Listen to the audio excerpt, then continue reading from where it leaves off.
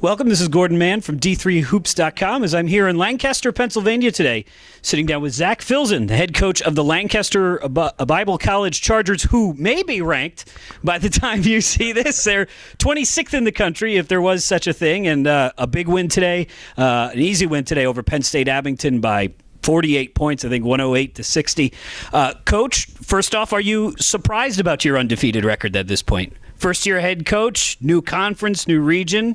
How surprised are you? Honestly, not really, and that's because I knew the talent that was coming back, the talent that we were bringing in. We brought in a couple of pieces. We were able to convince a couple of players to play that weren't planning on it. So I knew that was kind of going to lead to a perfect storm. I thought we could be really, really good. I knew obviously the Messiah tournament was going to be a challenge where we played F&M and Messiah. So I wasn't sure if we get through it with the win, but I'm pleased. I think we're playing pretty well, and we still have a long way to go, but I'm excited about where we're at. So a couple of weeks ago, I'm writing the front page story, and I'm flipping through the scores, and I see this Franklin and Marshall Lancaster Bible score, and I think, someone put it in backwards. Yeah. Or someone got it wrong. So I'm checking all the web pages, and I see, no, that's right. Lancaster Bible beats Franklin and Marshall. Today, Glenn Robinson is going for his 900th win, so those who follow the Division III certainly know about their success. I got to imagine that's your biggest win of the season to date. Is that the best you've played? It was a huge win. I mean, it was a huge win for our program, for the school. I think it got LBC, Lancaster Bible College, out there a little bit, so more people know about us. So it was a huge win. I'm not going to deny that. They have a heck of a program. Coach Robinson's had a heck of a lot of success. Right. Respect what they've done, and definitely a program we can look up to. So as far as the biggest, yeah, I would say it's the biggest. I think we've played, there's glimpses we've played just as well. I think we've played better at times, and we're just continuing to try to just take steps in the right direction. So I'd say we played obviously very, very well against them, but we still have a long way to go. Now, you and I were talking about different conferences. For folks who don't know, Lancaster Bible is in the Northeast Athletic Conference, the NEAC. It's a big conference. It's got 13 teams. It'll have 14 next year when St. Elizabeth adds its men's program. It's a big conference geographically. It goes from Gallaudet in Washington, D.C. up to the Buffalo region where you played your college basketball. And it's a very condensed schedule. You guys play, I think, it looks like almost every other day once you get in to the conference schedule. You play everybody. You play a lot of games. You play a lot of them, pretty well after the holidays. How does that affect you guys as you prepare, knowing, I mean, it's almost like an NBA schedule. This is not college football. You're not playing once a week. Yep. We were fortunate enough to have some time that we're just finishing now where we had one game a week and we were able to shore up some stuff and really improve, and coming out of Christmas and some time to have a lot of practice. So I think my guys, us as a team, we're ready to play a lot of games. Right. It's time. It's time to get after it, compete a little bit. So I think we're excited for it. We're ready for it. Obviously, it's a ton of games in a short amount of time, which means we got to keep them rested. We got to find ways to keep them fresh and continue just to get after it. But they're players. It's a player's dream. That many games and that many days. They're excited about it. They're young, so I think we'll be all right. The other unique thing about LBC is, and I know you weren't here last year, but last year the team loses in the finals, in the conference finals, doesn't go to the NCAA tournament, so they actually go into another tournament, the NCCAA, and win a national championship. I saw the banner when I came into the gymnasium. Can you tell folks, because folks are saying, okay, what's the NCCAA? Tell folks what that is and how the dual membership affects the program you build here. Yep. The NCCAA is National Christian College Athletic Association. So in addition to being a Division III NCAA member, we're also now we're Division I NCCAA member, which means if we don't win the tournament championship or don't make the NCAA tournament, we have another one if we qualify that we can go to and fall back on. So it's a great tournament. A lot of schools are obviously very similar to us, Christian schools that from around the country that you're able to go play and compete against, which I know they were happy that they had the opportunity to keep on playing last year.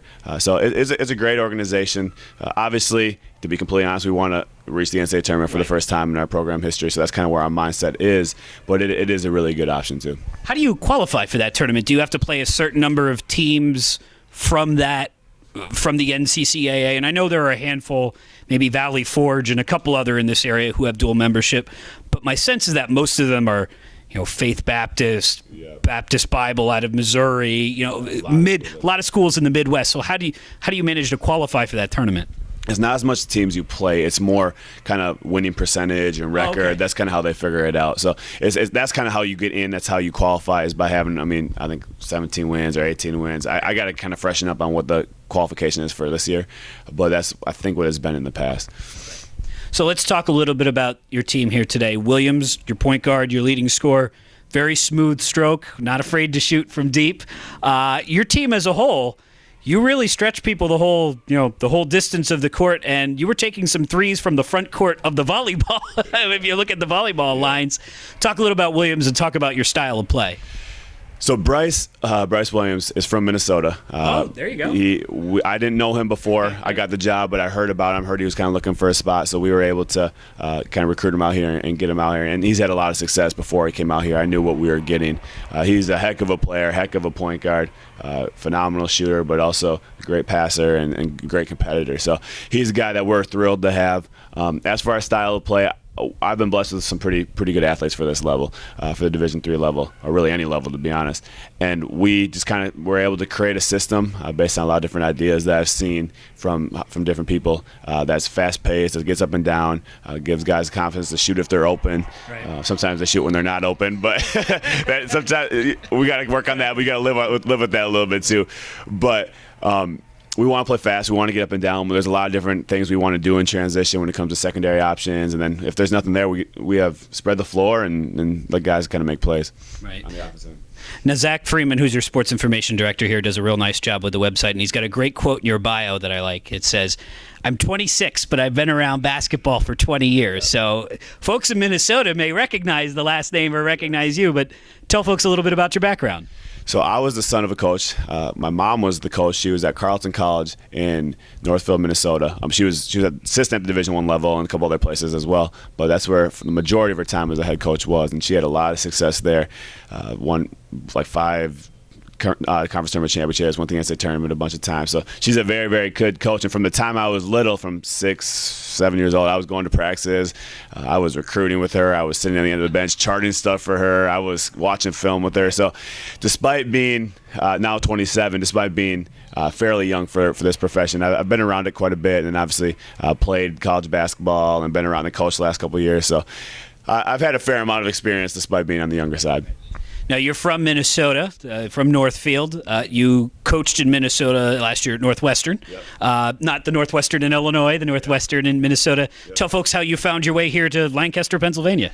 So in the spring of last year, looking at different coaching openings and jobs, and the men's coach there, I was on the women's side, the men's coach, Tim Gross. Sure. He knew or saw that this job opened up, and he knew Pete Beers, the AD here, a little bit, and then Matt Hill, the AD at Northwestern, knew P. Beers really well too. So they gave him a call on my behalf. Was able to kind of get my name in there, go through the interview process and have a few conversations, fly out here, and obviously went pretty well, and thrilled to be out here. It's a great spot.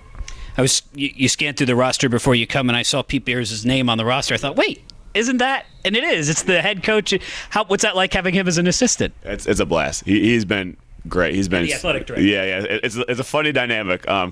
I guess I'm sort of his boss in some situations, but he's my boss too. But he's been phenomenal. I mean, he's been fully supportive. He compliments me really, really well. We push each other. He provides good insight, but also trust that I kind of have the final call and make the decisions, and it's worked out really well. I'm thrilled to have him. So as you and I are sitting here, there's a couple hundred teams in Division III. There's 6 on the men's side that are undefeated. There's 1 that's not ranked, and it's you.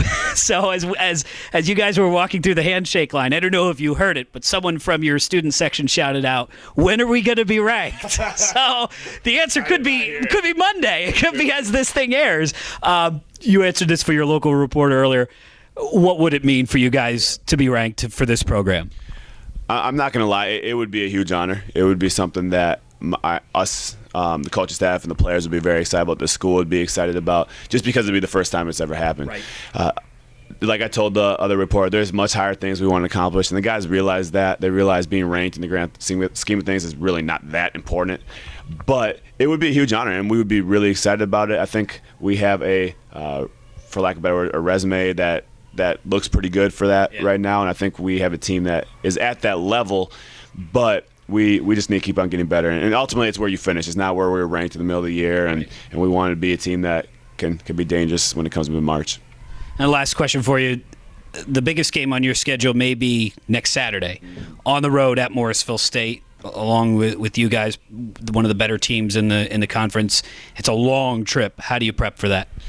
Well, we got to get ready for Casanova first, because obviously in this at this level of college basketball, anyone can be anyone on any given night, and if we don't come ready to play, they could beat us too. So we want to just keep on getting better. I think then obviously if we were fortunate enough to get that win, Morrisville is a big game for kind of home court in the conference tournament down the road and things like that if we're both fortunate enough to get there. So the biggest thing we got to do is we have to have a good week of practice. We got to get better. There's some things even today, even though we were able to get a good win, that we have to get much better at on the defensive side of the ball, offensive side of the ball as well. So there's things we want to clean up. Then we just got to be ready to travel, got to be focused, got to keep these guys fresh, keep these guys engaged, and that's what we're going to try to do, is just try to find a way to get them so they're ready to go by Friday and Saturday. Lancaster Bible, unranked, maybe not for long, but they definitely are unbeaten. From Lancaster, Pennsylvania, this is Gordon Mann.